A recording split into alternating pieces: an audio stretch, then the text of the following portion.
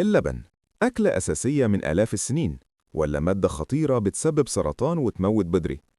طب إحنا بنشربه ليه أصلاً؟ ومين الصح؟ اللبن جاي منين؟ ما تنساش تعمل اشتراك في القناة، عشان الفيديو الجاي هيخليك تبص على أكلك وحياتك بشكل مختلف. اللبن هو أول أكل أي كائن ثدي بعد الولادة. جسمنا بيكون لسه صغير وضعيف، واللبن وقتها بيبقى وجبة طاقة خارقة: دهون، فيتامينات، معادن، وسكر اللبن اللاكتوز. وفوق ده كله، في أول فترة بعد الولادة اللبن بيبقى مليان أجسام مضادة تحمينا من العدوى وتنظم جهاز المناعة. بس إنتاج اللبن مرهق جدا للأم، وعشان كده الطبيعي إن الإنسان بعد فترة يبطل لبن الأم ويبدأ ياكل أكل الكبار. وده اللي فضل حاصل آلاف السنين، لحد من حوالي 11 ألف سنة.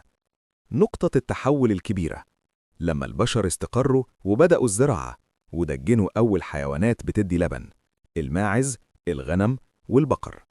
اكتشفوا حاجة عبقرية: الحيوانات دي بتاكل حاجات ملهاش أي قيمة للبشر، وتحولها لأكل غني ومفيد وطعمه حلو.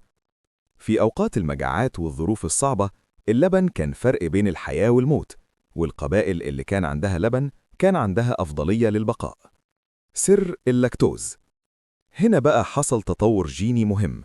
الأطفال بيبقوا عندهم إنزيم اسمه لاكتاز، بيكسر سكر اللبن وخلينا نهضمه بسهولة. بس مع السن، معظم الناس جسمهم بيقلل إنتاج الإنزيم ده.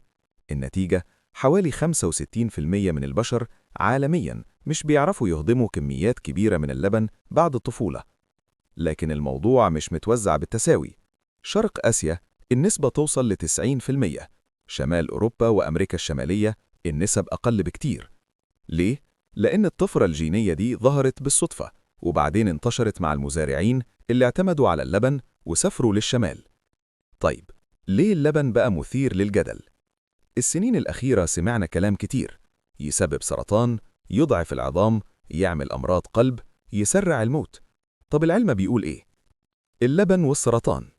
دراسات قديمة ربطت اللبن بسرطان الثدي والقولون والبروستاتا، لكن لما العلماء جمعوا كل الدراسات الكبيرة وطلعوا بنتيجة واحدة، لقوا إن مفيش خطر حقيقي. بل بالعكس، الكالسيوم ممكن يقلل خطر سرطان القولون، بس مش مؤكد إن اللبن هو السبب المباشر. الاستثناء الوحيد ناس بتشرب أكتر من لتر وربع لبن يومياً، ممكن يزيد عندهم خطر سرطان البروستاتا، بس حتى دي النتائج مش ثابتة. الخلاصة، لو بتشرب من 100 ل 250 ملي يومياً، السرطان مش مشكلة. القلب والضغط. الدراسات الكبيرة ما لقتش أي علاقة بين اللبن بأمراض القلب أو الجلطات أو نسبة الوفاة عموماً. وفي دراسات بتقول إن اللي بياكلوا منتجات ألبان ممكن يبقى عندهم ضغط أقل شوية، بس الدليل مش قوي. العظام.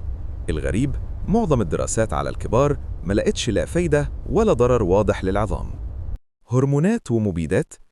في هرمونات فعلا في اللبن، بس بكميات ضئيلة جدا. عشان تاخد نفس الجرعة الهرمونات اللي في قرص منع الحمل، لازم تشرب 5000 لتر لبن. وفوق كده، معظم الهرمونات بتتكسر في الهضم. بالنسبة للمضادات والمبيدات، في قوانين صارمة جدا، وأي لبن يتعدى النسب المسموح بيها مش بيوصل السوق أصلا. الآثار السلبية الحقيقية. أهم المشاكل الفعلية: حساسية اللبن، عدم تحمل اللاكتوز، مغص وانتفاخ، وحب الشباب. مثلا، اللبن خالي الدسم ممكن يزود نسبة الحبوب بحوالي 24%، وحساسية اللبن منتشرة بين الأطفال، 1 من كل 8 أطفال، لكن غالبا بتتحسن مع العمر. طيب، اللبن صحي ولا لأ؟ اللبن أكل عالي القيمة الغذائية، فيه بروتين، دهون، فيتامينات ومعادن. في البلاد الفقيرة، اللبن بيقلل وفيات الأطفال وبيساعد الناس توصل لسعرات كفاية. في الدول المتقدمة، لو مش عندك حساسية أو عدم تحمل، اللبن مش مضر، مفيد للأطفال ومصدر مهم لفيتامين B12 للنباتيين. بس مهم نفهم، اللبن مش ضروري عشان تبقى صحي، ومش بديل للمية، وكتره سعراته عالية وممكن يزود الوزن. واللبن المحلى أو بالشوكولاتة أقرب للمشروبات الغازية، مش أكل صحي. الجانب المظلم. إنتاج اللبن له تمن. 33% من الأراضي الزراعية بتستخدم لتغذية الحيوانات. صناعة الألبان مسؤولة عن حوالي 3% من الانبعاثات الحرارية. أكتر من كل التيارات مع بعض، غير المعاناة، تلقيح إجباري، فصل العجل عن أمه، وذبح البقرة لما إنتاجها يقل. بدائل اللبن: من حيث القيمة الغذائية، لبن الصويا هو الأقرب للبن البقري. باقي الأنواع محتاجة تدعيم صناعي بالكالسيوم والفيتامينات.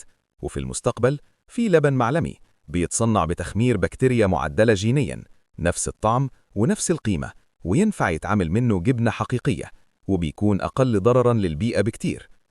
الخاتمة: اللبن موضوع معقد، مش سام، ومهم لملايين البشر، لكن كمان بيأذي الكوكب وبيسبب معاناة.